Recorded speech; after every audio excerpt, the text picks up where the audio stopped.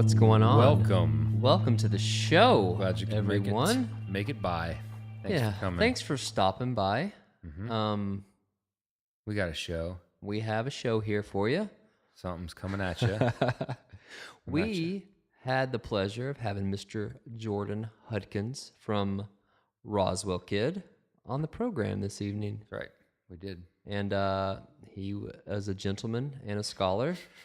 And we discussed wardrobe. We did discuss some wardrobe and some omelets. And omelets. And most importantly, Rozwell Kid's new album, Precious Art, which is coming out on SideOne Dummy on June 23rd. In between style talk and food talk. Yeah. We did talk about that. We did mention that a few times. Came up. But yeah, I always love having Jordan on. We've had him on previously. Yep. And spoke to him in his van. He was in his van. He was speaking to us from a van. Yep. Which is, I would prefer everyone speak to us from a van. It's like The Office. Yeah. That's your office, other than the stage. Right. So I want to start recording in the restroom. You already do. Separately from you. You already do. I know, but we sit on the same toilet seat right now as it is. I want my own restroom is what I'm saying. I'm sick of this. Yep. I get it. Yeah. I get it. All right. Well, yeah, but no, this is cool. Yep. I really love Jordan and Rozwell Kid, and super stoked to have him on, and super stoked to have some new music from Rozwell Kid. Yeah, because at the end of this episode, you will hear a new single. You will. And it's super rad. Yeah, it's called UHF on DVD, and it's from the new album Precious Art. Also, look up the music video. Yeah, you can find that. Phenomenal. It's real good. So let's go through sponsors, and then we'll get into the interview. Sounds good. See you on the other side. Here at Sharing Needles with Friends, we are sponsored by Vinyl Me Please, which is a Record of the Month club. You can go to vinylmeplease.com and get a subscription started for as low as $23 a month. Right now, they're shipping Fiona Apple title. First time ever pressed a vinyl, and exclusively to Vinyl Me Please members. I have so many memories of this record. Oh, me too. And it was one of those records that I think early on in collecting, I looked up and realized, there was never a press. Right. Ever. And then I just kind of set it outside of my mind. Put it hadn't out really of thought the about realm of possibility. Yep. Hadn't really thought about it in a long time. And then saw they were releasing it. And it clicked right when I saw. I was like, they've never done this. Yeah. This is an exclusive. Oh, exclusive. So if you were a fan, I'm sure you can still eke your way in. You could eke. You could probably slide your way in to home by going to vinylmeplease.com, because this is a record that this is it. Yeah, If you're a fan of this record, this is the only way you can ever have it. Not only do you get an exclusive pressing of a great album each month, you get a cocktail recipe that pairs nicely with the album, and you get a 12x12 art print, and it's all just a really cool package and very affordable, and I suggest you look into it. Might as well. And give them a try. Yep. We're also sponsored by Nothing Too Fancy, which is a local shop here in Knoxville, Tennessee. And they have really cool things there. Yep. They have Sharing Needles with Friends merchandise for one. They do. And then many other great things. So you can go to nothingtoofancy.com or check them out on the Instagram at Nothing Too Fancy Knoxville. And if you listen to the show and you enjoy it, please go to your podcast service, whatever that may be, iTunes or Podbay or whatever, and give us a little review, some stars, a rating, something like that. It helps us tremendously when it comes relevant for people searching for things and us being relevant to that. Yep. So make it a good review. And thank you so much in advance. Yeah. So much. I appreciate it in advance. Yep. I'm not pressuring you, but I'm sort of pressuring you to do it. Thank you so much. Awesome of you. But no. Thank you. Let's get into the show. Hello. What's up? How's it going? It's going, man. How are you doing? I'm doing great. Yeah? What are you doing right now? Yeah. What are you wearing, Jordan? What are you wearing? What are you doing right now? Set it up. I'm wearing a sensible pair of black slacks. Nice. I'm wearing a a knockoff beige members only jacket that's not members only, and a plaid button. Do you guys say button up or button down shirt? I say I button say up. button down. I say button up. I grew up. That was saying really button interesting. up. Yeah. I don't know. Yeah, see, it's what a polarizing topic. It is. It really isn't. But, I've never thought of that ever. These until are the real just topics of the day that we need to Seriously. discuss. I mean, screw all the politics that goes on. Yeah. Is it button up or button down? Button down. Exactly. Now, don't see, know. It's crazy. I say button up, but I feel like saying button down is classier. Like, if I would maybe Well, if when I you're was putting- You know wearing what? something nice, I would Button say down I'm is wearing a button classier, down. and now that we're talking about it, I just realized I don't button my shirt up. I start at the top and work my way down. That's what I was going to ask that very next question, both of you guys. How, when you do it, you generally start at the top. And Oh work your way yeah, down. what am I, a fucking madman? I'm not gonna button from the bottom. That's crazy. No one does that. So why would you button up? Yeah, what have you lost it? Come on. I'm pretty sure that's like one of the part of the standardized testing if someone's a psychopath. Do you button up or I down? think you know what? It probably has something to do with the laws of gravity. It probably does. That's true. Starting up high in the atmosphere and then working your way down towards the core of the Earth, where all the magnetic forces pulling us all, sucking us all into the center of the Earth. Deep thoughts. That's deep, man. Yep. One button at a time, we're One- getting sucked into the core, sucked into the magma. Hashtag flat Earth. Hashtag turtles all the way down. Oh God. Wow. So it's been a while since we've talked. Yeah, man. How have you been I in didn't general? finish describing my shirt. Yo, please Oh, don't. Go, Yeah, please go. don't. Do it. I don't want to miss this. It's maybe I did. I can't remember. It's green. It's green plaid. Okay. It's not flannel. It's just plaid. It's Gotcha. green, and it fits me pretty well. Uh-huh. I'm pretty happy with the fit. That's the And hard my thing. shoes, I'm wearing some sneakers.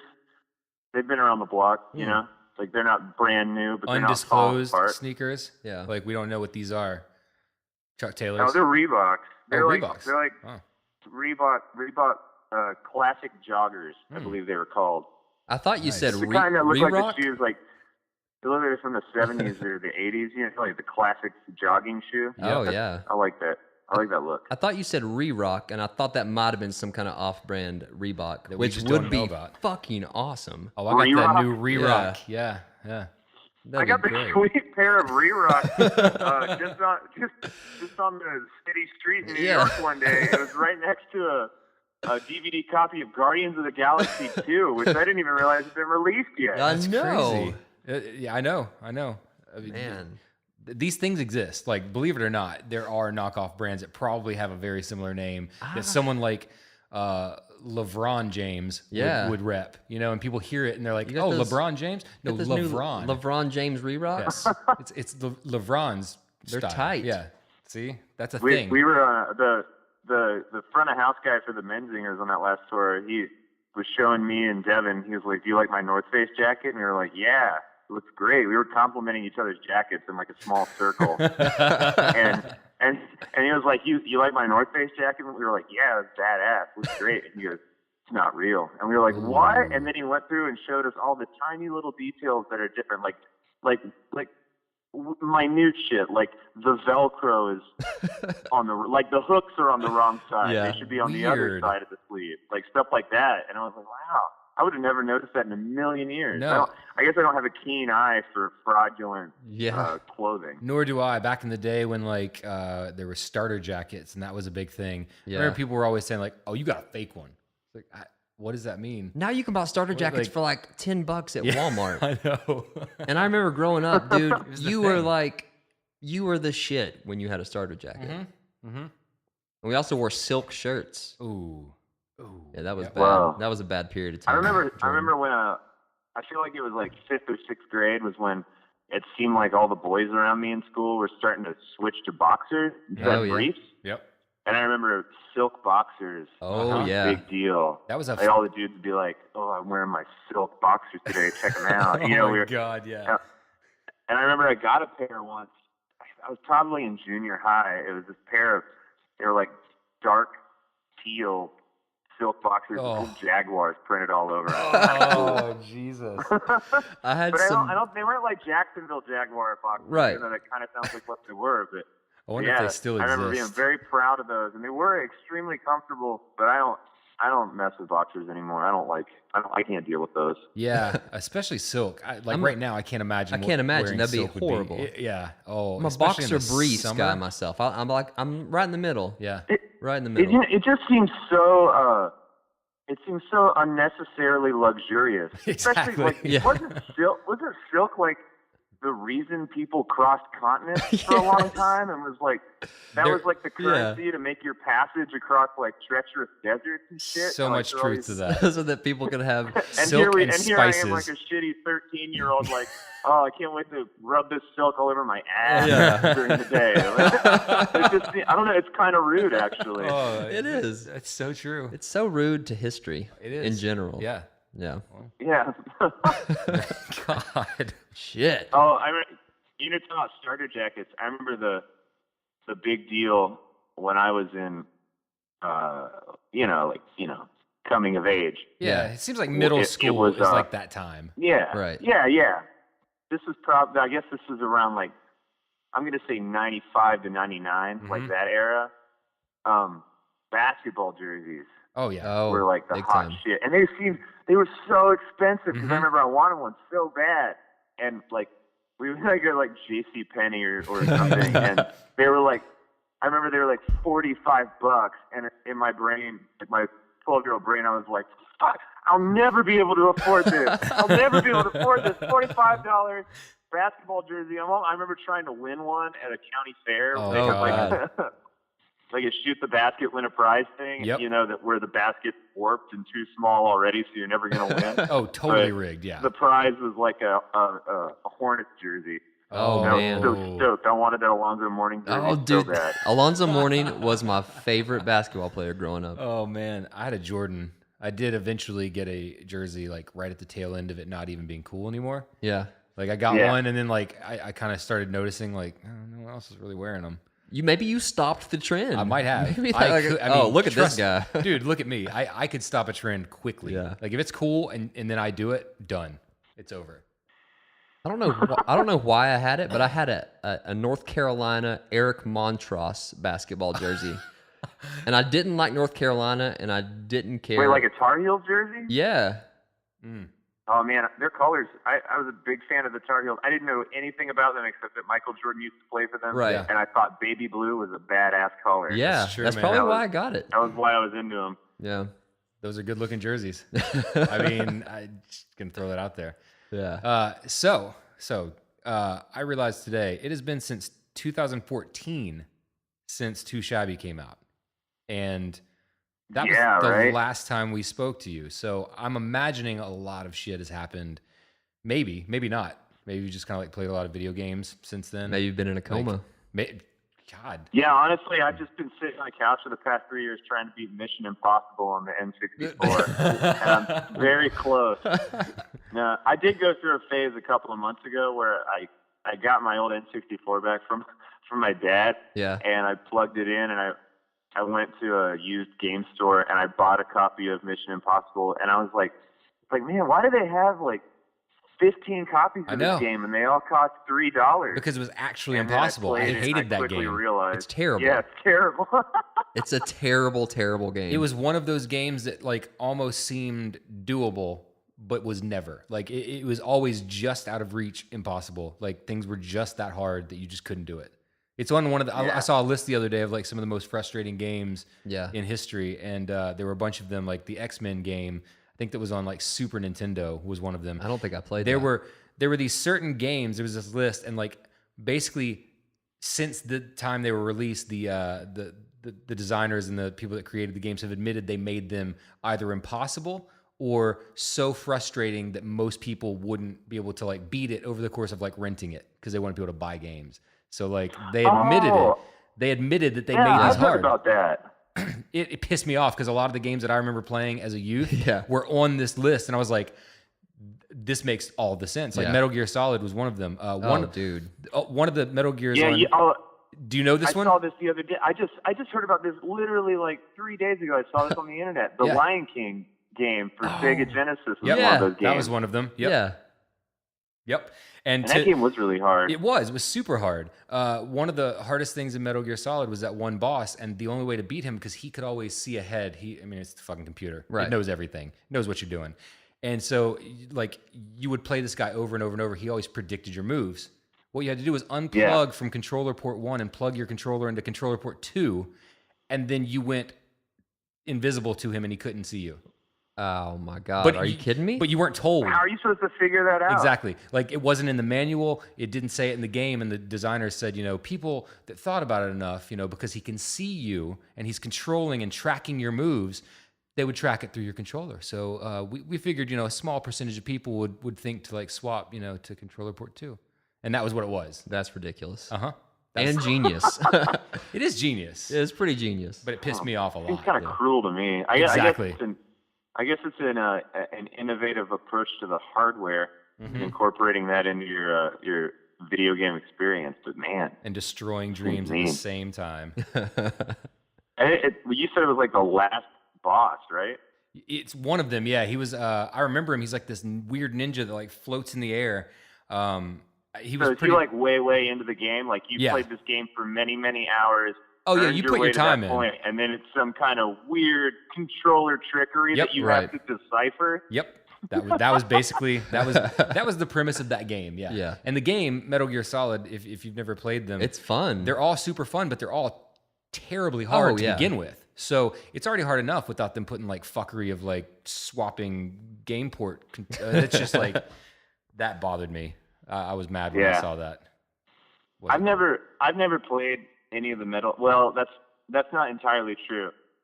I didn't have a PlayStation growing up. I had an N64, and my friend Greg had a PlayStation, and he had you remember when you used to be able to get demo discs? Mm-hmm. That would have like one level. Yeah, yeah. He had a demo disc that had the first level of Metal Gear Solid, and that's all I've ever played.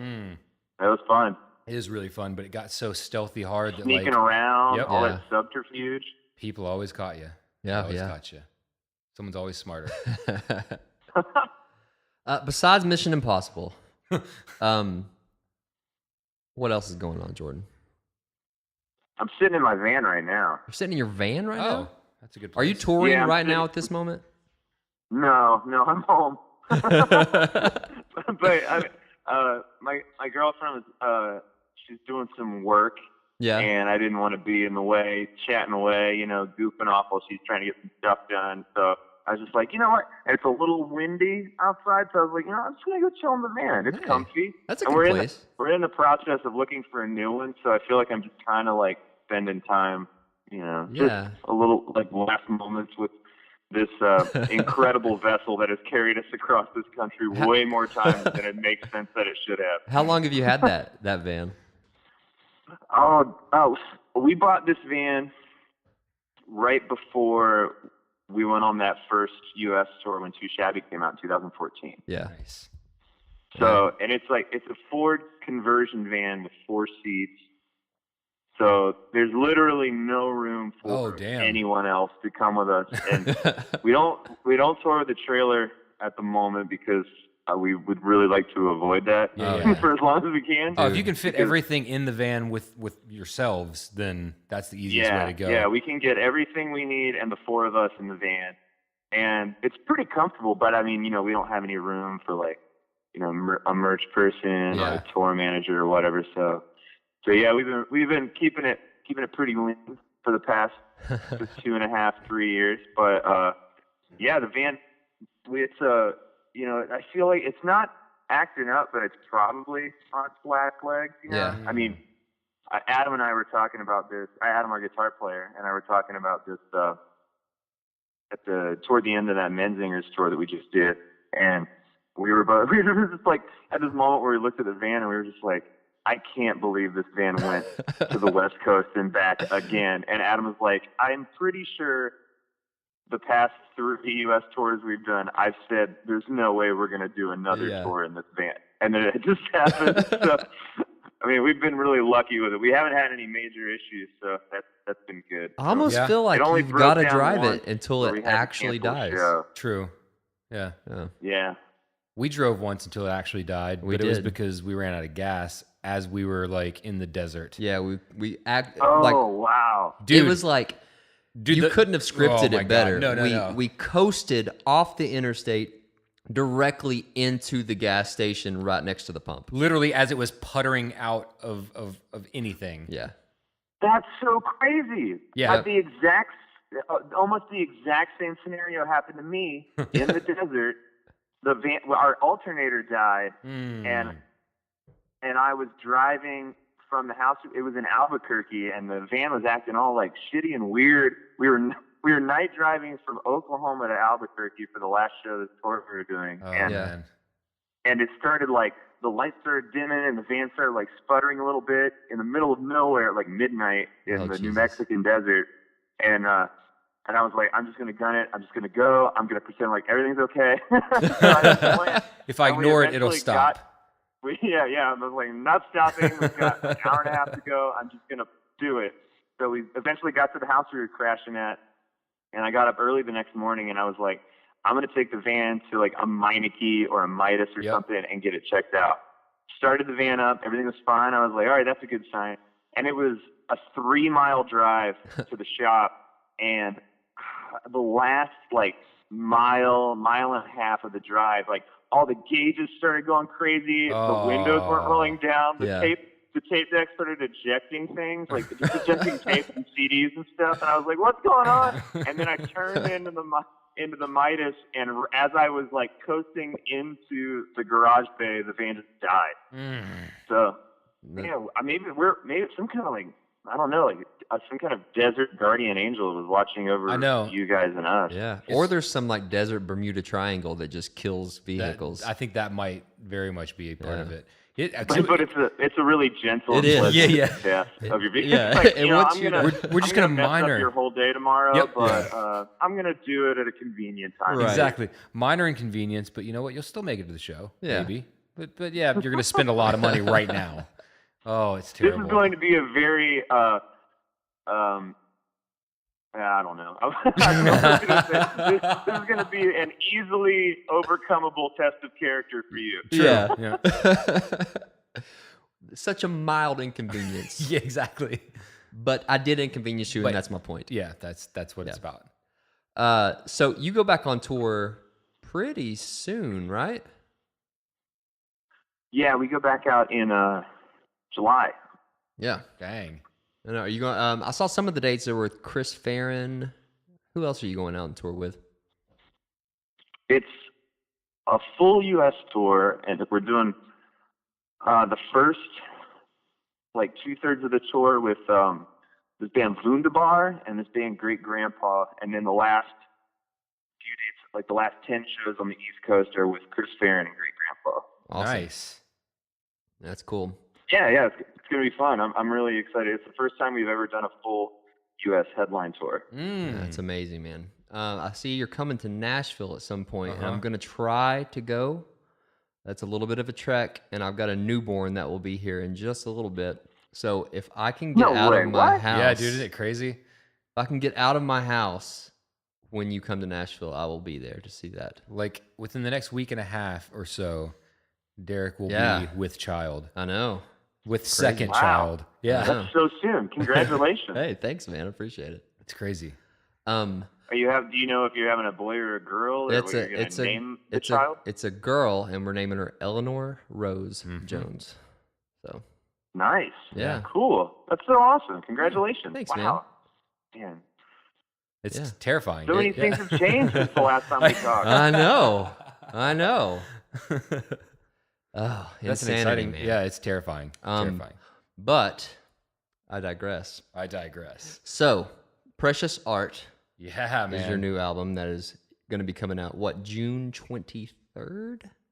Is that correct? Yeah, June 23rd. It's a Friday. They moved the music day to Friday now. I know. You guys know that? Yeah. Yep. Oh, yeah. Used to be Tuesday. Not anymore. Nope. I miss Tuesday releases. Working at the record store when it happened, and as someone who worked in a record store, it was very inconvenient to say the least, because most of the world didn't get the memo. Yeah. And so it took like a good 2 or 3 months before regulars quit yelling at us. Right. Because they came in on the wrong day. I mean, it seems like, I don't even know how you would get that word out to the world. It's not like there's like the president of music. Right. Just being like, hello, everyone.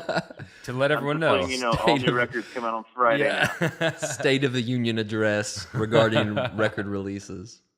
Yeah, it was highly inconvenient, and the reason they did it was because Australia gets things before other places. Yeah, it was like pirating. Right. Is the reason. Because midnight hits there first, and people start just, I guess, ravaging, torrent sites and throw pirate stuff all over the place. And so their solution was, if we make it on a Friday, it's going to be a weekend, and you know what? People can wait. It's kind of... It's so dumb. Yeah, it was real dumb. It makes no sense. So is it still Tuesday in Australia? Is it the following Tuesday in Australia, or is midnight different in Australia than it is here on Friday? No, I think it moved to Friday in Australia as well. Yeah. But it just inconvenienced everyone. I mean, but since they are literally... So you're saying their logic was, let's move it to Friday because... People don't have a bunch of free time on the weekend. Yeah, it's the weekend. Which is ridiculous. It is ridiculous. It is so stupid. That's prom torrenting time. Exactly, right there, dude. right? I'm gonna wake up on Saturday morning, brew coffee, and then see what music I can steal. That's what I do every weekend. Exactly. Oh. I'd love to pirate all this new music that came out in Australia a few hours ago, but it's the weekend, man. Weekend. I've got soccer games to watch and soccer, things to do. And tomorrow's the Lord's Day. I can't be pirating. What's going on here? So maybe they thought that it was going to be like an imposing of like a new sort of moral system on people. It's like, well, I'm not going to pirate on the weekend. Yeah. Because what?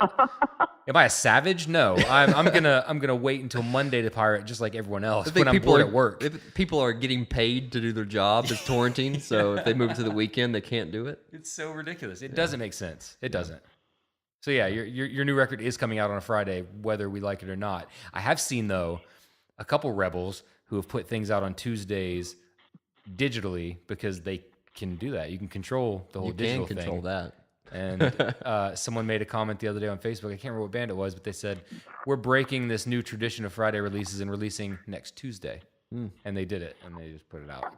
So, oh, well. You don't have to go school. with it. Yeah, exactly. Old school. It is now. It's the traditional old Tuesday release. Retro. That's so retro. Retro things come back, always.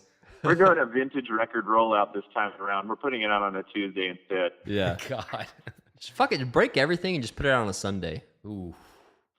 There you go. Wow. Low numbers on a Sunday, though. Yeah. Everyone's at church. That's true. That's true. Yeah, but if you're the only one putting something out on a Sunday, maybe you'll have all the numbers. I know. It's true. That's a good way to think about it. No one competing that day. Yeah. That's great. Jordan, just talk to the I don't label. know. Yeah, and exactly. See what we can do about this whole Sunday thing. I don't want to talk about another podcast on your podcast, but I've been listening to this other podcast called How I Built This. Yeah. Have you heard that? No. It's this NPR podcast, and it's all about entrepreneurs who have created something and have become extremely wealthy and successful, like the person who invented Spanx and Honesty, and like Lady Gaga's manager and stuff. So I've been listening to that pretty nonstop for the past couple of days. So now I'm like, everything you're saying, I'm just thinking like, oh, there's no supply for all the demand on Sunday. The consumer curve rise. all this like the business jargon that I've been hearing is running through my head, and I don't know what any of it means. Yeah. We got to get these people their music fix on Sundays. I mean, what's an untapped market? It's an untapped market. I'm trying to think of other stupid buzzwords that I've seen all of the time that are just like supply, it's demand, an untapped market. Think of all the SKUs we could move, all the units. Oh, if it isn't making dollars, it isn't making sense. A wise man said that once. Yep, that's true. One of the wisest. Yep. So you recorded this album. What was it, in about January? Did you go to Nashville to do that? Yeah. Wait, it was. You were that close We and played a didn't New come Year's say Eve hello. show in Morgantown, West Virginia, and then we immediately left on the next morning on New Year's Day and drove straight to Nashville, and then went into the studio on the we loaded in and set everything up on the 2nd, and then started tracking on the 3rd. Man. I think something like that. Yeah. Don't quote We were me. in there for 2 weeks. It was sick. Yeah. Where'd you record? It's a studio called Ronnie's Place. It's Yeah. a studio that Ronnie Millsap built in the 60s. It's the same place we did Too shit. Shabby. Yeah. Okay. Our friend and engineer Justin Francis, who works there, who did Too Shabby, we just thought we really love working with Justin, so we were like, let's just do that again. And this time we have more time to record. So it was really cool. I can't imagine having 2 weeks to record a record. Yeah. Honestly, I mean, that's awesome. Anytime I've ever had like a studio experience, it's like, all right, cram it in 5 days. Here we go. Like, do it. Yeah, shit that's the done as same way quick it's as always possible. been for us. It's always been like, in and out when we can fit it in, when we can squeeze it in, rush. So having like a block of time to just sit down and work through the material was really cool. We were able to do some shit that we hadn't really been afforded the luxury of time to do before. Like, I don't know. Adam had like a small wall of guitar amps that he, brought in so he could switch things out and try different tones on things. And, just to figure out what would serve the songs better, what would fit the vibe better. We were able to structure some things on the fly, like restructure, some tracks, like, maybe don't try this part twice. Maybe we do it once. What about this thing here? Just like small stuff like that, which in the end, I feel like it leads to a stronger track. Cause it wasn't like we were spending a month on every song, I feel like there's a point for sure where you can get like, and even at 2 weeks, like there were some moments where it was kind of like, okay, we spent enough time beating our heads against the wall about this thing. We need to move on, Yeah. So I think, we had a comfortable, but still, I mean, it went by really quickly. I thought, I was like, this is going to feel like forever, but before I knew it, it was the last day, and I was trying to finish up some vocals, and I was like, oh my God, where's the 2 weeks go? It's crazy. And how many tracks was it that you did within this time? We tracked 15 songs in the studio, and 12 of them are on the record. Okay, nice. Do you guys have any idea of what you're going to do with the other 3? Or did they just get not really. aside? I feel like 2 of them are done. As done as they're going to be. And one of them is a really old track that's been laying around for a while. And the guys wanted to try. They really liked the demo that I had for it, and I was like, all right, if you guys feel it, let's do it. So we tracked it, and it sounds fine, but it's just like, I don't know. I never took the time to like work up any backing harmonies or like backing vocals, or just, I don't know. It's pretty cut and dry and straightforward. And I just feel like it's, especially in the context of like all the songs that made the record and all the new tracks that we did, like it definitely didn't fit. It didn't feel right. So I don't know that one we might revisit at some point and try to talk about a little bit or see what's going on with it. But yeah, right now I don't know. Probably nothing with that one. It's cool to have a little extra time in the studio, because when you have time for experimentation and like actually dialing things in to like your liking instead of having to just throw shit up and go, man, that makes all the difference in the world, I'd say. Yeah.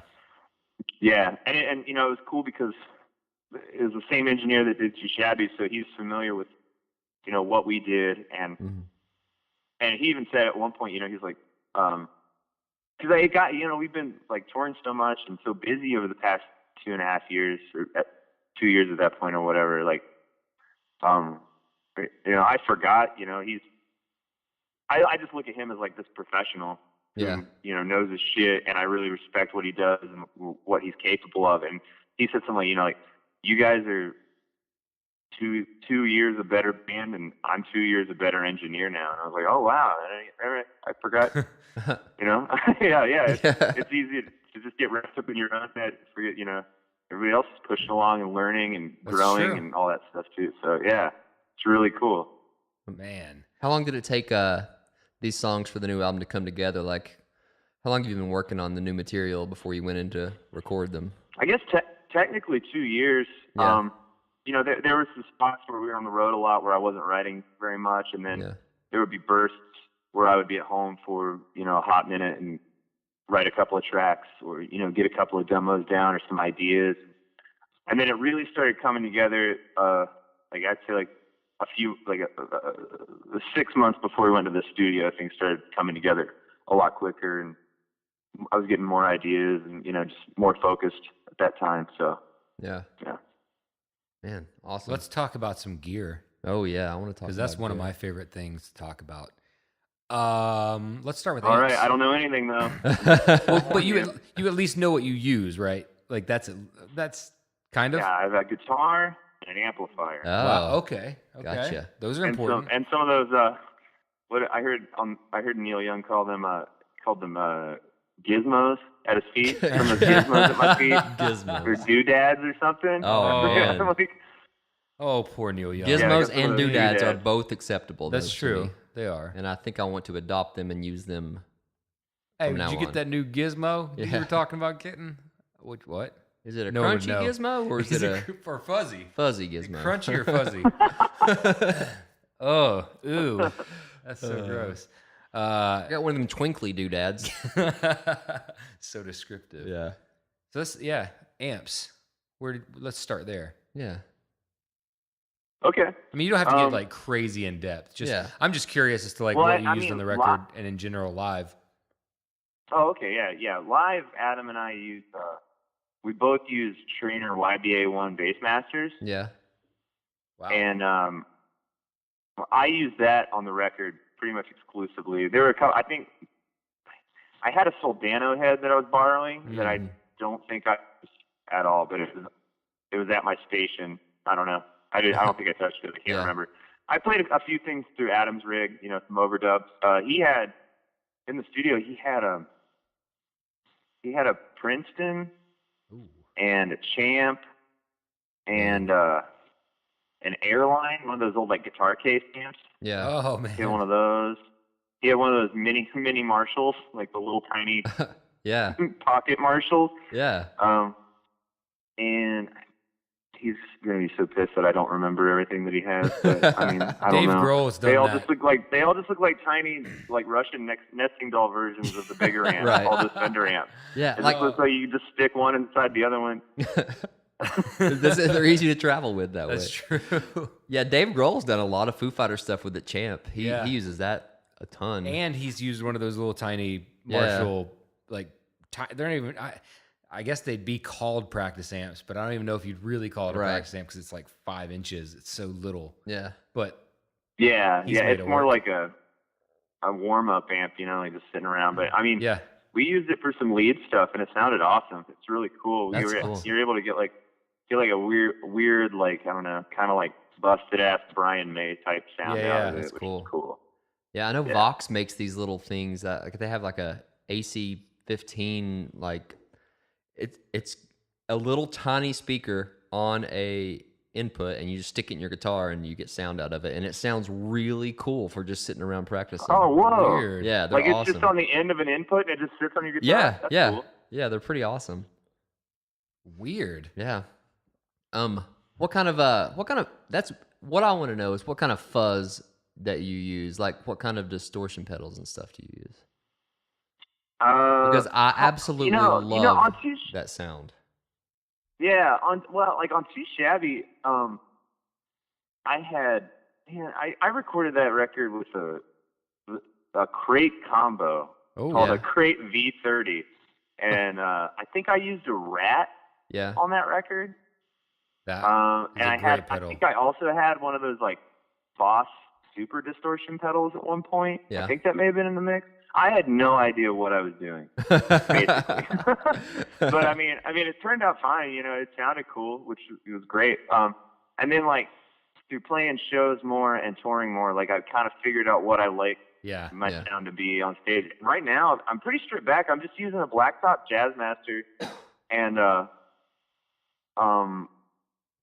pretty much everything is just the amp, a full tone full drive 2.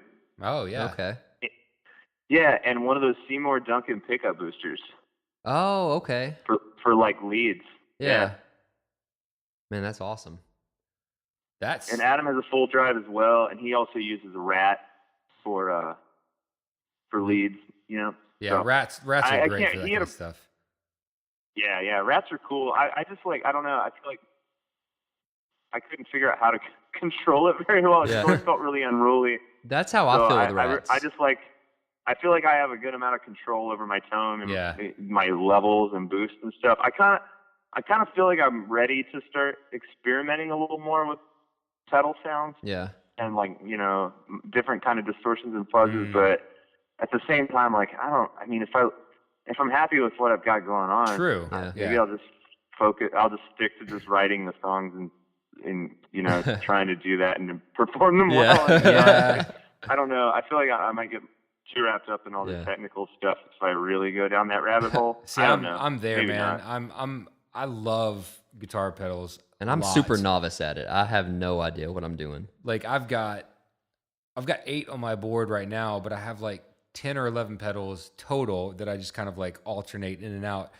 But it's because I don't know, maybe I just want to be one of those guitarists that have like a full grasp on like all of these sounds and techniques to do these crazy things, even though I don't really do them because I'm not that kind of guitar player. It's too much switching for me. Like I just get confused and don't hit the right pedals at the right time. So I just need like 2 things in front of me at the most. Too much shoegaze. Yeah. That's what it is.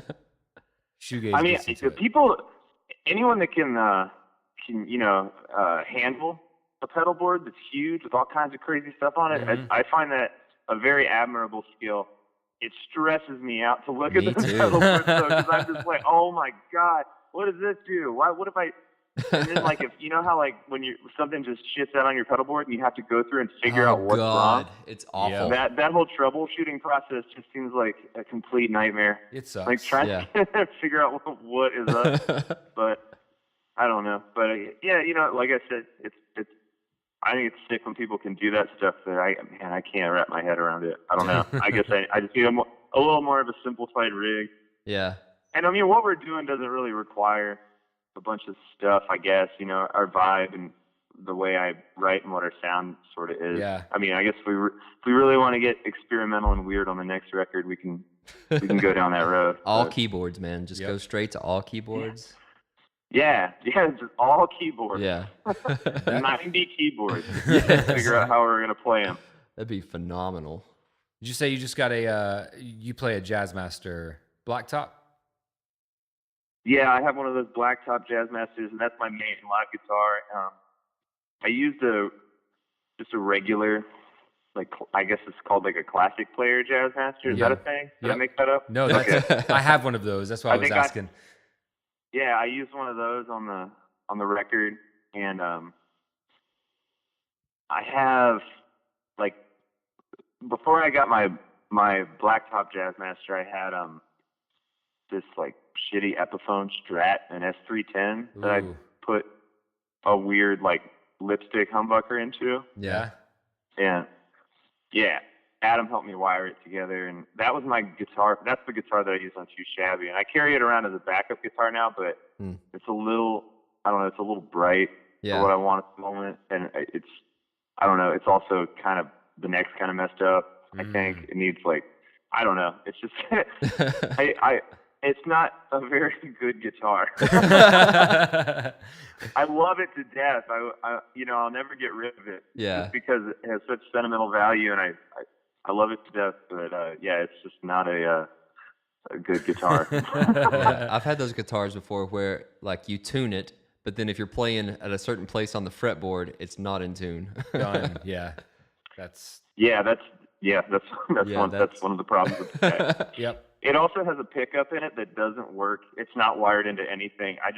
I had another old guitar, and a friend of mine, he and I shot a bow and arrow at this old guitar I had. and the arrow went through one of the pickups, and I thought it looked so cool that I took it out and put it in my Epiphone Strat that has oh my God, a single coil pickup awesome. that just has a big hole in it and all these wires spilling out from where we shot it with an arrow. Oh my God.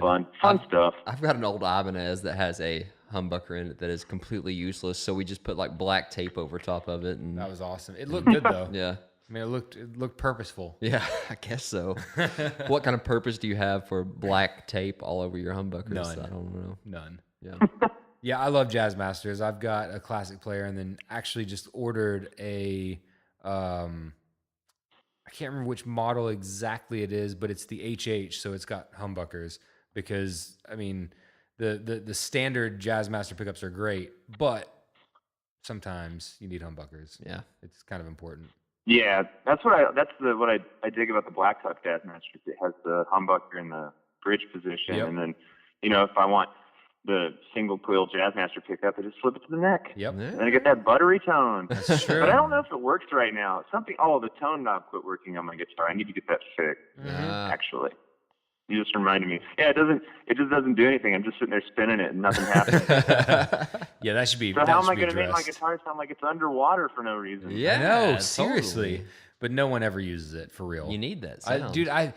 It's so funny you just said that, because I've always kind of wondered, like, because when you roll a tone knob back, it does. It sounds like you're playing underwater, and it dampens it. Everything sounds awful. Who uses that? I don't know. Like, I've never. I feel like I've heard people use it effectively. I can't name anyone specifically or any examples off the top of my head at the moment, but I know that there are people who can do it. You just have to be you got to be gentle and precise with how far you roll it back. Yeah. You can't roll it all the way back. See, and that's just I'm not interested in trying to learn that technique. I've got too many fucking pedals on my feet. Too many buttons and strings and yeah. Where do you take it? Add singing into the mix, and then you're That's true. yeah. Yeah, that kind of takes your mind off of the whole playing guitar thing a little bit. It's rough. So what kind of feel does this album have? I've heard UHF on DVD, and that song is phenomenal. Mm-hmm. Oh, cool. Thank you. Dude, I love it. I love it. The music video is also awesome. Yeah, it's very good. Thank you. I filmed that in Pittsburgh with the director, Jeff Hudkins. We filmed it in his garage. Oh, yeah? And on the way back from Pittsburgh, I don't know if you know this, there's a bunch of turnpikes across Pennsylvania. Oh, yeah. And they're cash only. And I didn't have any cash on me, and I also didn't know where I was going. And I ended up turning onto the turnpike, and I was like, uh-oh, here we go. Yeah. And I just freaked out. I was just going to drive through this, and I saw the flash go off, and they take the picture of your license plate. Oh, and I was no. like, phew. At least that's over with. And then I came to another one, and I had to go through it again and do the exact same. The second one I came to, there was a gate down in front of the toll booth, so I couldn't just drive. So I had to literally back up out of the toll booth and then drive through the easy pass lane. And I saw the flash go off, and it took my picture. So I've been waiting since we filmed that video to get my bill from the Pennsylvania Turnpike. You're wanted in the state of Pennsylvania right now, probably. Absolutely. Guess what I got in the mail today, guys? Oh. How much? Well, not today. It came yesterday. I got my 2 unpaid tolls from the Pennsylvania Turnpike. Nice. How much did they charge you for 2 unpaid tolls on the I bet Pennsylvania it was Turnpike? ridiculous. So the tolls themselves were $1.45. Yeah. And I didn't have the cash to pay that. And they don't take cards for some reason. I don't know why, but whatever. So it's $1.45 toll. Guess how much the quote administrative fee is? Let me guess, $10 a piece. $25 a piece. Whoa. That is insane. That's ridiculous. Yeah, isn't that crazy? So now you owe like $53. Yeah. That's all because I didn't have the cash. That is. You should have used like the barter system and just like took something of comparable value that was inside of your car and stuck it. I'm just trying to give them free Rozwell Kids CDs. Yeah. Like, please take one of these. Please. Look, man, people pay $10 for these CDs. Come on. I put a sticker with it. Come on, man. I washed the window. on the toll booth. Oh man. Hey, this album's not even released yet. You're getting this early. People in Australia would die for this right now. People are going to be leaking this all weekend. Well, actually, they're not, because that's the worst time to be leaking. It is the weekend, so no one is torrenting now. No. Right. God. Oh, man. Man, I can't believe that. I can't believe that a unpaid toll coming to your mailbox is that expensive. Oh, yeah. Well, it's like those red light cameras. You get one of those in the mail. It's like $50 or more a pop. God. Yeah, that's true. I guess, Highway robbery. I deserve it, I guess. I drove through the the toll booth without paying. But yeah, it surprised me. It's crazy how they can just track you down like that too. Yeah. And the creepiest part, have you ever gotten a toll mailed to you in the mail that you didn't pay? No.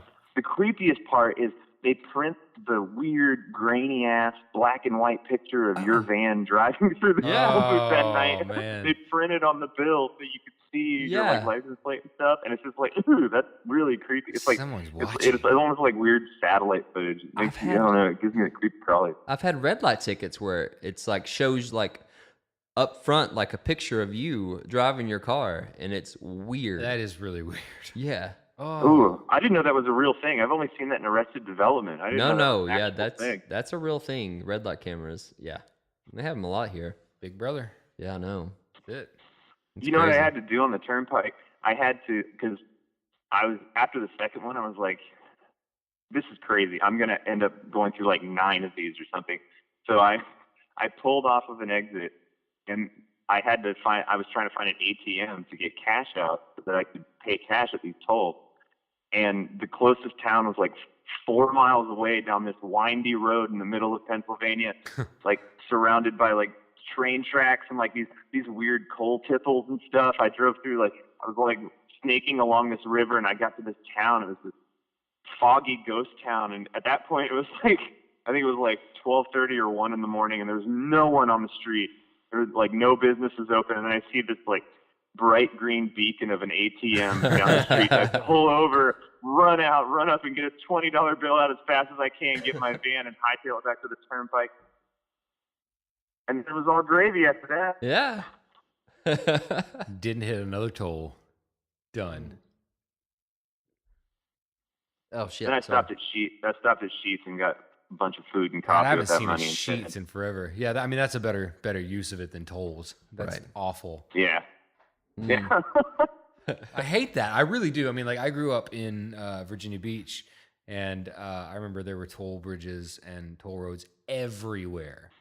And I Yeah. always just wondered, like I was too young to drive at that time, but I always thought like this is, even as a kid, I was like, this is dumb. Yeah. Like, you can't Charging me to use your street. Yeah, you can't go to the beach and back without paying a toll Yeah. to get on this bridge, or in general to drive down this road when there's probably a way around it. Yeah. There's probably a longer way. You just, I'm going to overt that 25 cents and I'm going to go 2 miles out of the way. Yeah. Just because. Yeah. Just because. I don't know. I might be wrong about this. Maybe I just haven't noticed something, but I've paid them like 3 times from the touring we've done or whatever. I feel like there's a toll road in Florida that doesn't give you the option to pay. You just have to drive through it, and then they mail it to you later.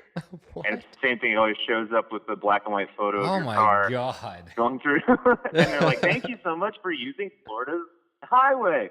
We really appreciate your visit. Come back soon. Now pay us $10 or whatever it is. Man. It seems like they would waste more than that in mailing these things out to every single person. that Administrative goes across. fees. Yeah. God. That's so dumb. Like there's someone there, like in Florida, there's a guy that sits behind some computer and literally clocks every car that Yeah. passes that place to send them, and he has to do the Google and all the research to figure out where they live. Yeah. And because I imagine the guy used Google, he could use like the government website they provide him, but this guy would use Google. He does Ask Jeeves. Yeah.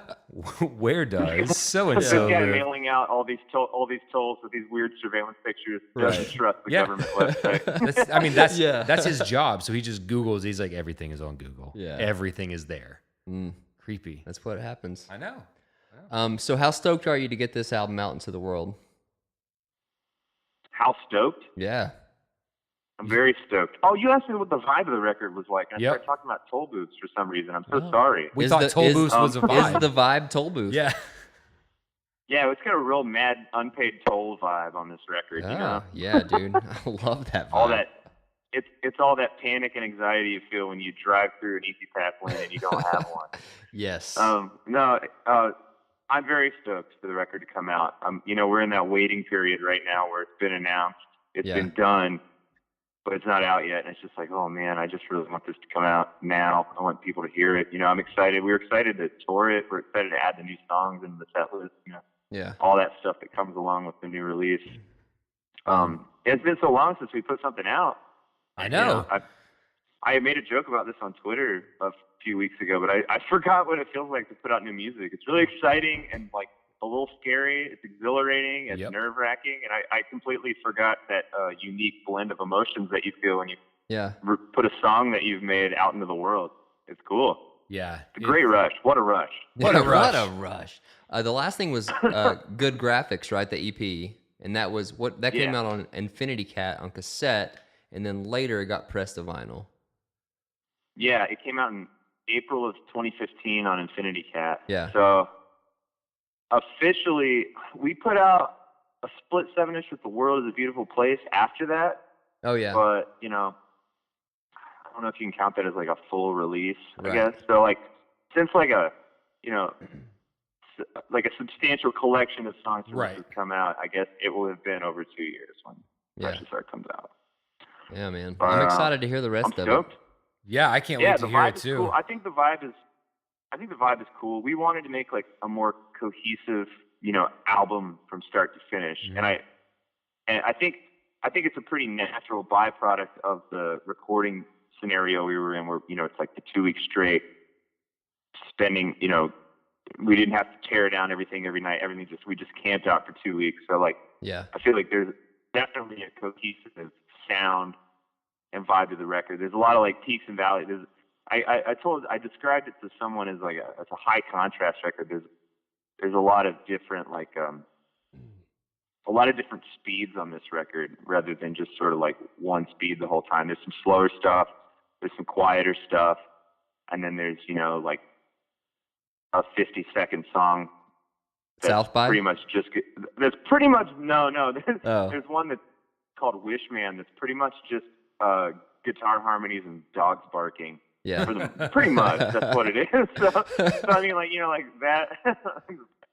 There's that, and then there's, you know, the last song's called Michael Keaton, and it's like a 5-minute long like power ballad or whatever about wanting to run away from home and meet Michael Keaton and tell him how great Batman is.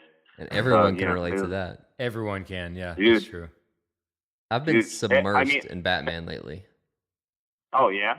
Yeah. I mean, I got a 4-year-old, and he is like fucking obsessed with everything Batman. I bet you I've listened to Prince's Bat Dance 100 times in the last week, because that's all he ever wants to listen to.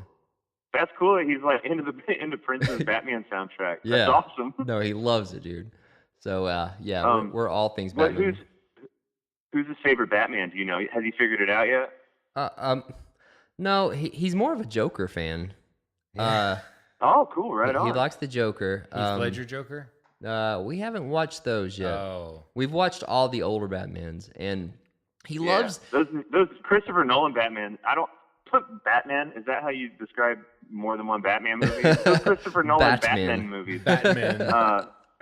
They do seem a little dark. I'd never really pondered, like, if I had a child, what age I would be. Yeah, you should totally watch Heath Ledger shove a guy's face into a pencil on a table. That is so true. So true. If he has a favorite Batman, it's Adam West, because he likes the 60s Batman way more than anything else. Like, he loves like the old 60s It series. is pretty awesome. That's the best. That's Dude, the best he's obsessed answer. with it. And we play Lego Batman on the Wii like 24 hours a day, it feels like. He's pretty good at it too. He's really good at it. Yeah, I just saw him play it for the first time the other day, and he was killing it. Oh, I can't play video games that well, and he's 4. He's good, man. Insane. Yeah. Well, you know what bums me out? I feel like I've heard people bring this up a few times. Have you ever heard those spoil sports who always want to point out that Batman's cowl in the original, I guess the first 4 Batman movies, you know, like the 2 Michael Keaton movies and then the 2 Joel Schumacher movies. Right. Yeah. They always want to point out that Batman's cowl doesn't have like a neck joint where he can turn his head and see things. I've never heard that. I haven't either. Now that I think about that, that's true. I guess it's I don't true. know. I don't know why I said I've heard that so many times.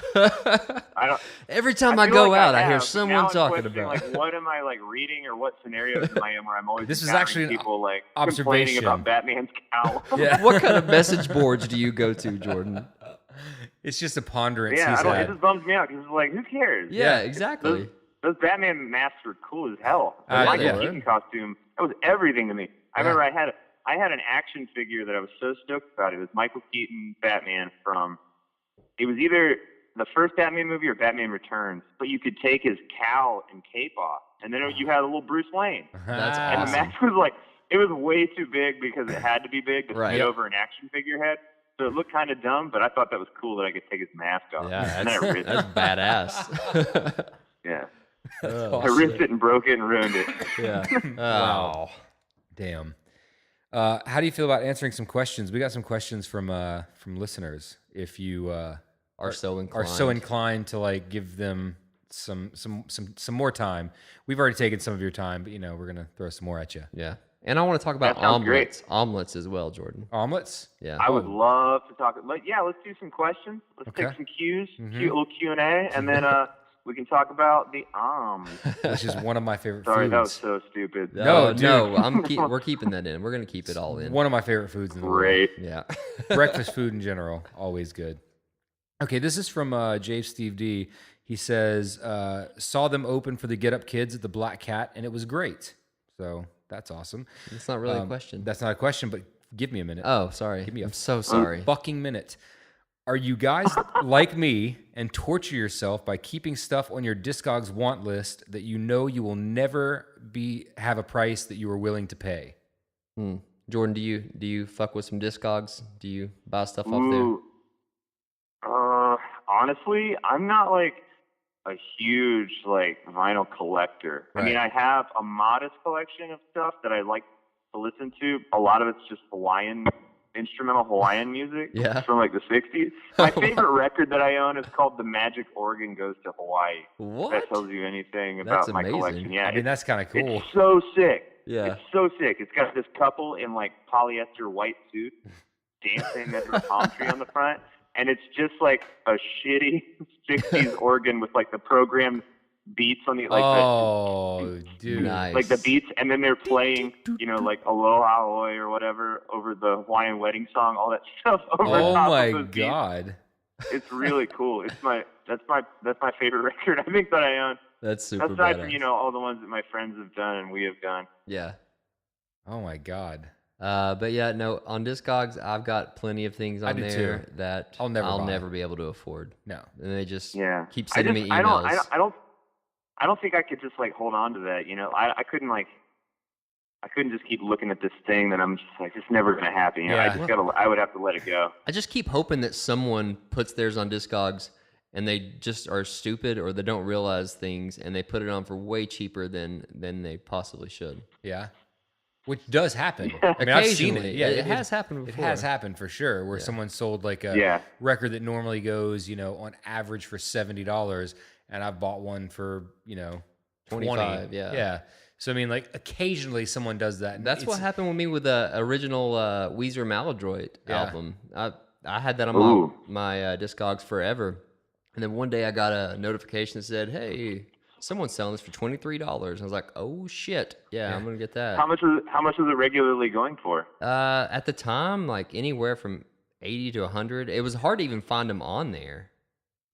For Wait, sale. was this like an original vinyl press from like 2002 when it came out? Original vinyl press from 2000. Yeah, I didn't even know they pressed vinyl in 2002 for like major label records. Yeah. Wow, that's cool. But that's why like most things that like on vinyl, most things that came out between I would say like 98 and like 2010. Yeah.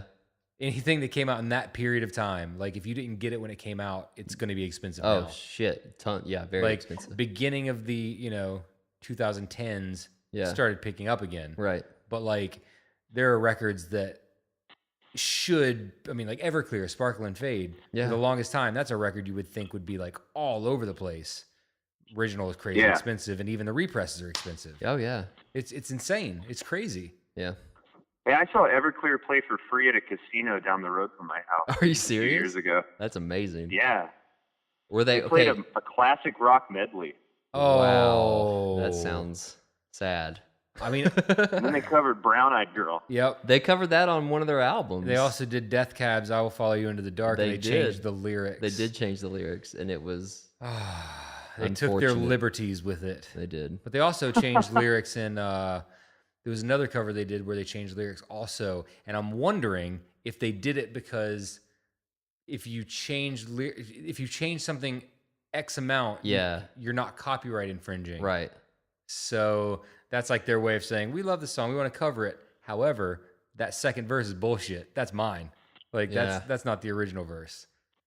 I don't Wait, know. which song are you talking about? Well, they had this record called, I think it was like Return to Santa Monica. Yeah, That where came out like they re-recorded their old hits. Yes.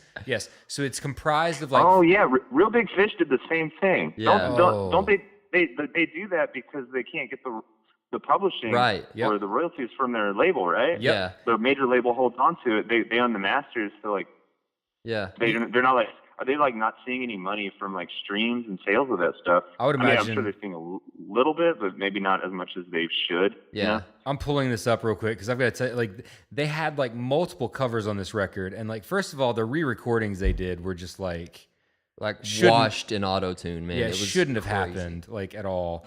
Let's see. Okay, so they re-recorded Santa Monica, they re-recorded Wonderful, they re-recorded Father of Mine, they re-recorded I Will Buy You a New Life, they re-recorded Everything to Everyone. Then here are the songs they covered: I Won't Back Down, The Joker, I Will Follow You Into the Whoa. Dark. Yeah, I know. This is insane. Every Breath You Take and Brown Eyed Girl.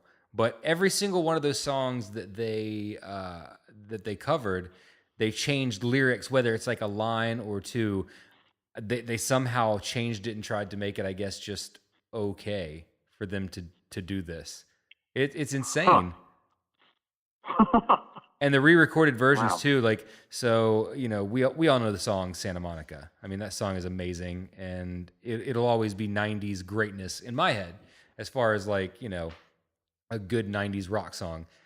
But Yeah. they re-recorded it, and not only does it sound, I mean, it doesn't sound bad. The re-recording, well, the guitars sound like they're probably like Line 6 digital amps, which that's fine if that's what they want to do. That's totally cool.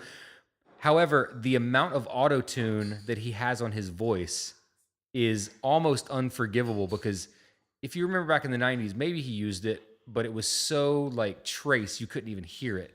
However, on this these new re-recordings, it's awful auto-tune all over the place. Like, you hear his voice snapping. Oh yeah, it's like a Cher song. Yeah, it's really bad. It doesn't sound like Everclear at all. Yeah. Maybe that's what they were going for. Maybe they were trying to like Everclear from the future. They're trying to modernize their sound. 2020. How do we make ourselves more modern? Let's just use Yeah. all this new shit, right? Yeah. Like auto-tune. Okay, next question. Where do you typically like to be when watching a show? On the rail in the front, in the middle of the crowd, or in the back of the venue?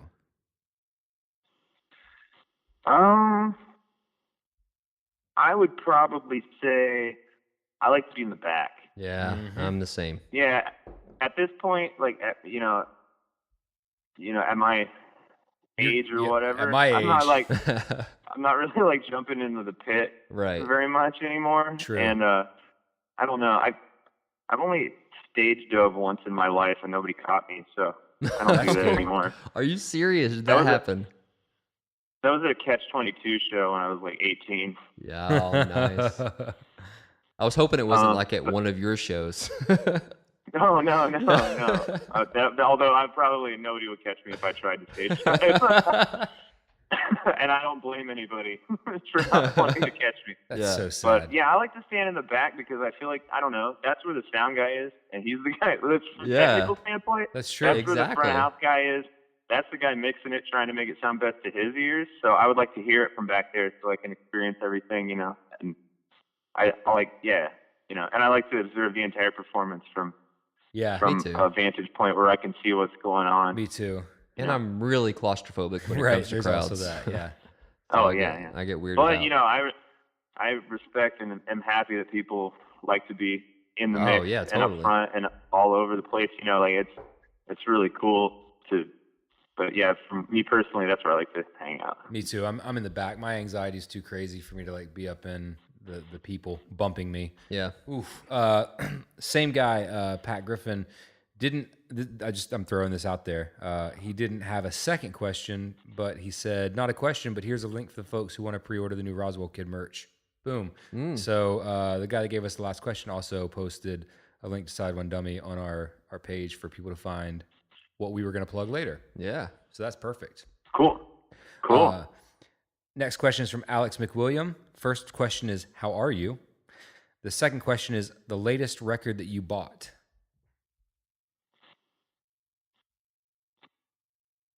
That's a... Does an Apple Music subscription count? Then you bought every album ever made. Yeah. I bought the discography of the world. Yeah. Done. I've been streaming music a lot, Yeah. but I'm trying to remember the last album that I purchased. It may have been an Alex G record. Oh, I love Alex G, man. Yeah. Yeah, it may have been Beach Music. Yeah.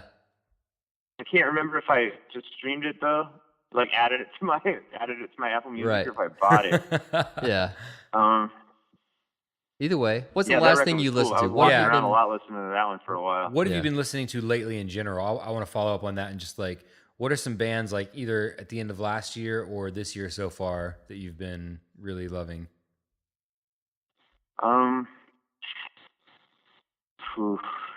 Gosh. Music's hard. Music is tough. Music's So hard. I don't know. Like I feel like I'm always stuck in like the rut of listening to just like the same shit I've always listened I do to that over and too. over and Oh, over yeah. again. Like, man, that new Charlie Bliss record, Guppy, is badass. Have you heard I've it? not Huh. heard that. No, they toured with us and Pup last summer. Yeah. And that's when I first heard of them, and I was like, this band is sick. And they didn't have a full length out at that point. And they told me, they were like re-recording it or something, and it just came out, and it's incredible. And it's all the songs that I had heard night after night after night. Like, Yeah, it's great awesome. song. And now to hear, and it sounds great. They did such a good job with it, and the songs are killed. That band,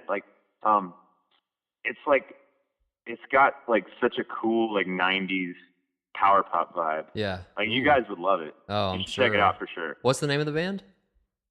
Charlie Bliss. Charlie Bliss. I will Okay, check that I'll out for check it sure. out. Yeah.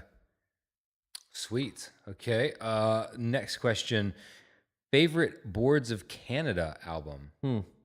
Ooh, I've that's never a tough listened to one. Boards of Canada. That's tough. Have you don't- really not? That's crazy. No, I'm not I've like- never listened to them. Is that bad? No, I No. mean, it's not everyone's thing. That's totally makes sense. Like digital Um, ambient. Yeah, it's very ambient. I like them a lot, but I don't know the name of the record off the top of my head. It was oh God. I don't ever listen to them by the album. I'll just feel like if I'm in a mood to listen to that kind of thing. Oh, the Campfire Head Phase. That was the one that I've listened to the most because it's the one that I actually have stored on my phone. Yeah. Like internally. Okay. What's it called? Campfire Headspace? Mm-hmm. Head Phase. That's cool. Yeah, it's a really good That's a record. badass name. It is really good, and I mean everything they do is good. And you're gonna like if you've never listened to them, then it's a very comforting listen. for Yeah, sure. it's very Like, chill. It's real good. I highly recommend it when you're like not trying to drive, Yeah. because if you're driving, Okay, don't- cool. Don't yeah, do it. that's one of those band names that I've seen a whole bunch in my life, but I've just never listened to the band before. Yeah. Yeah, they're good. They're real good. Another one. Did you guys listen to the new record by the Cranberries? I didn't know the Cranberries had a new record. Nor did I. I didn't know that either. I will listen to it. Yeah, apparently the Cranberries have a new record. So Hopefully it's not Is it good? re-recordings of Linger. I don't know. I haven't gotten to listen to it yet. That was one of our questions, and I had no idea that existed. I don't either. I didn't know there was a new Cranberries. Damn, I love the Cranberries. I did learn how to play the guitar part from Zombie while we were in the Oh, studio, and yeah? I would play that a bunch. That's awesome. I mean, why not? That Yeah, dude, you that guitar as part you is awesome. should. Yeah, that's a great song. I love that band. I do too. Another tour with Pup is another question. In question Oh, marks. that would That's be all it sick. says. Another tour with Pup? Question mark. I would love that. That was one of the most fun tours we've ever done. And it was really special too because their new record had just come out, Yeah. and we were like watching them be blown away every night by like how like crazy the reception was, and like all the people coming to the shows, and they were just like, "This is wild.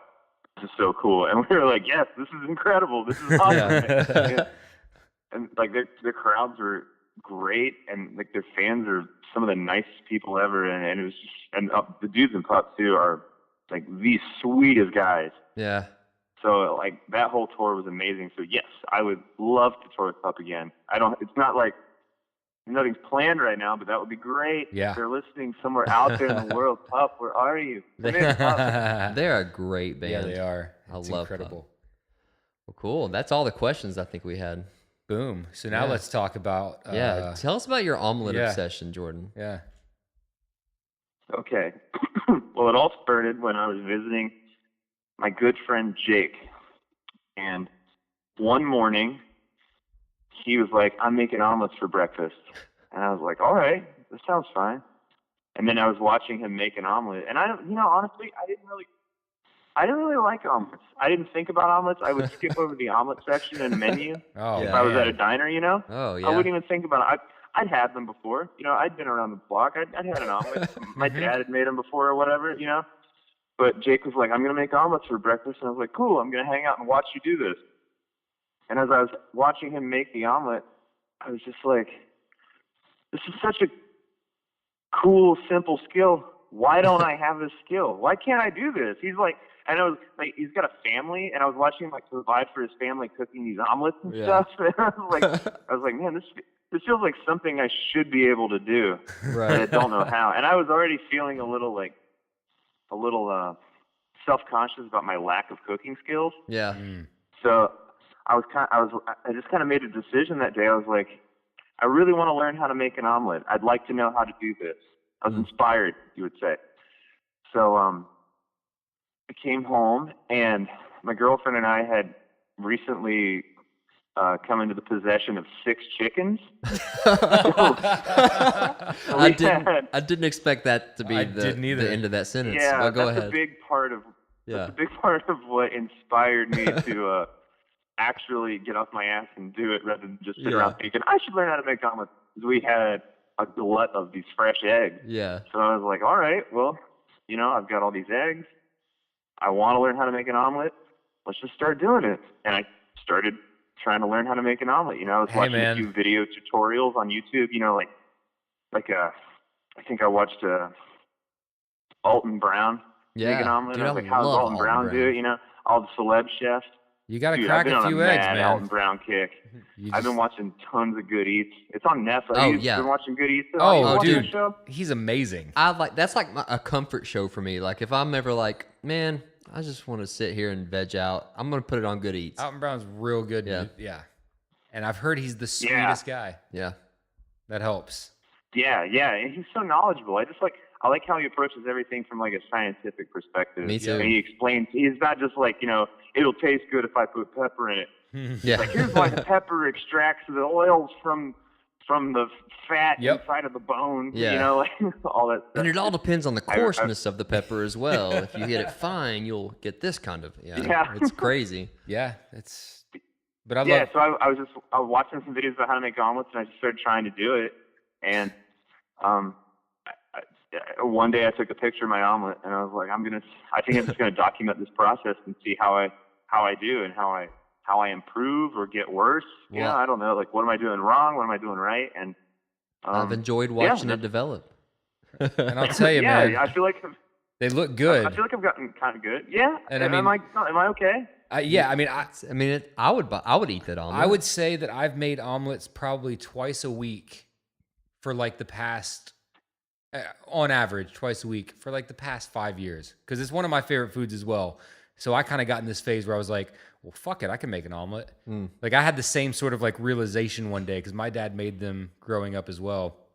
And I had one at a restaurant once, which I don't do a lot. Usually when I get breakfast at like a restaurant, I get just like scrambled eggs and like bacon and sausage, just the good stuff. Bring it to me, like all of it. And I had a really good omelet at a restaurant once at this like fancy restaurant. And I was like, okay, I can do that. I see how they do this. I see exactly how they folded that over, and I can do the exact same thing. Yeah. So I came home, and that point on, like about 5 years ago, that's like a staple in my weekly meal, like for lunches. At least twice a week, I have omelets. Dude, it's easy that's and they're awesome. great. They're amazing. They're so good. They're so good. Yeah. I love a good omelet. What's the craziest mixture you've put inside of one of your omelets? One of my favorite things I ever made was a pizza omelet. Ooh. I put like marinara, mozzarella, and pepperoni inside of it. Damn, I bet that's delicious. That's a good one. I actually did that Yeah. not terribly long ago on accident like because a carb-friendly calzone. it is. It is. I'm glad you said pizza because like there was one time that we did some spaghetti the night before and I had some meatballs and marinara sauce left over. So the next day I was making my omelet and when I looked in the refrigerator to get the cheese, I was like, oh, well that's there. Yeah. What would a meatball omelet taste like? Yeah. I'll tell you. Sorry, what was that? Fucking good. Meatballs. Like leftover from dinner the night before, we had spaghetti. And the next morning I was going to make just a regular cheese. And then when I opened the refrigerator, I saw the meatballs and I was like, no, fuck it. I'm just going to put these in too. It was real good. Mm. Now you try it with pepperoni. Now I want an omelet. Yeah, I know. Well, dude, we're not going to take up any more of your time, man. I appreciate you coming on here and talking to us, dude. Oh, yeah, no problem, man. It was really good to get back on the show and talk to you guys. Always. Can't wait for the new record to drop. Me as well. I've already pre-ordered it with the nice, fancy little shirt. And oh, cool. Thank you. I'm anxiously awaiting for it. The variant to looks get here. really, really cool. Yeah, it does. Yeah, I was excited about how those turned out. I thought they looked good. Mm. People are in for a really nice surprise. Yeah. Also, Jordan, I need a copy of... if you could while ahead you're and here, get just me- while yeah. you're here, I need a copy of the album you did with Sleeping Bag because I don't have it on vinyl and I love it a lot. So just need to get it in my possession somehow. That's actually one that I've seen pop up on Discogs. Oh yeah? Yeah, it's kind of crazy to see it there. I forget how much it was going for, but it was one of like the split color variants. But yeah, I only have a couple of personal copies. Oh no, you don't have to send me a personal I don't know how copy. many are out there floating around. Yeah. It's crazy you brought that up though, because Dave and I literally just started writing songs to do a Dreamboats 2. Really? That's awesome. Yeah. Man. That's Like that I'm album was gonna so wake good. up in the morning and record the another demo for it that I have ready to go tomorrow. Dude, So that's hopefully exciting. Yeah. yeah, hopefully we get to make that at some point and put that out into the world. That'd be badass. Well, cool, man. Well, I want to take us out playing one of the new tracks from the new album, UHF on DVD. Yes. Which is a fantastic song. And it's also a great video, so if you're listening, you should go check out the video. Mm-hmm. But Hell yeah, yeah. thanks for your time, dude. I really appreciate it. Yeah, totally. Thank you guys so much for doing this again. It was good to hear from you. Always. It's been so long. It's been too long. It I has know. been. We won't let it go for 3 more years again. Okay, That's silly. Yeah, that's It's just silly. silly. It's stupid. So stupid. All right. Well, I Man, appreciate it, It is Jordan. so dumb. So dumb. All right, guys. All right. Have a good night, man. Later. Bye.